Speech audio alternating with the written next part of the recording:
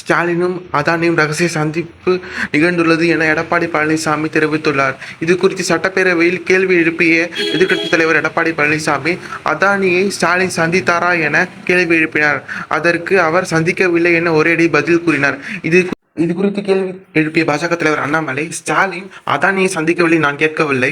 நான் கூறியது ஸ்டாலின் உடைய மருமகன் அதானியை சந்தித்தாரா என கேட்டிருந்தேன். ஆனால் அதற்கு முதல்வர் பதில் கூறவில்லை. இதிலிருந்து ஸ்டாலினும் அதானியும் கூட்டணி இருக்கிறார்கள் என தெரிய வருகிறது என பாஜக தலைவர் அண்ணாமலை தெரிவித்துள்ளார். இது குறித்து உங்களுடைய கருத்தை பதிவிடுங்கள். அது மட்டும் இல்லாமல் அதானி குழுமத்திற்கு எதிராக பல மோசடிகளை எதிர்க்கட்சிகள் கூறி வருகின்ற நிலையில் இது அரசியலில் சலசலப்பை ஏற்படுத்தியுள்ளது. பாலிமேக்ஸ் செய்திகளை சப்ஸ்கிரைப் செய்யுங்கள்.